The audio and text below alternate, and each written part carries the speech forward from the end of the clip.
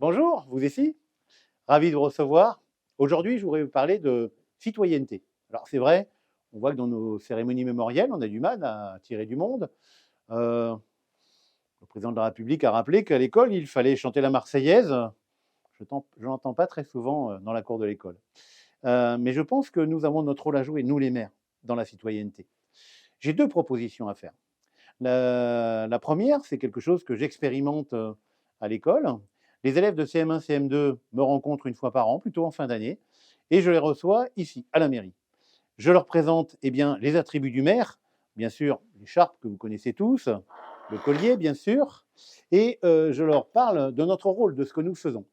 Et pour imager un petit peu mon propos, je leur présente un petit film, C'est pas sorcier.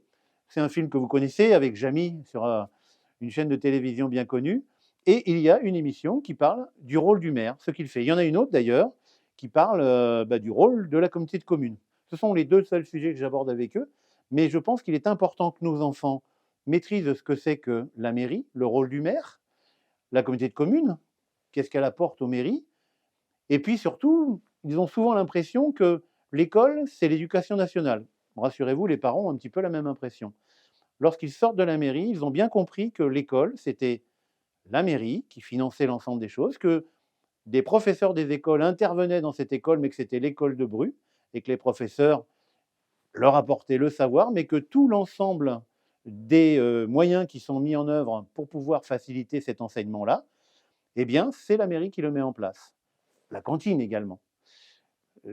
Ils sont ravis, je leur fais porter également le drapeau. Ils trouvent que c'est un peu lourd d'ailleurs, ils s'en rendent compte. Je leur fais passer l'écharpe. Alors dans le même ordre d'idée, nous installons avec les cantonniers l'isoloir et puis une urne. Et là, ce sont les professeurs des écoles qui ont l'idée. Les enfants votent pour le livre de l'année.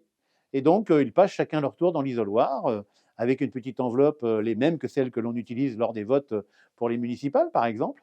Et ils votent pour le livre. Ça leur donne déjà un avant-goût du rôle important qu'ils peuvent avoir dans la façon de donner son avis, de façon protocolaire, et de les amener petit à petit à considérer leur vrai rôle de citoyen demain. Dans le même ordre d'idée, et pour les emmener vers leur citoyenneté, chaque 14 juillet, je remets donc aux jeunes qui ont eu 18 ans dans l'année le livret du citoyen. Il reprend l'ensemble des droits de nos jeunes citoyens, mais également de leurs devoirs.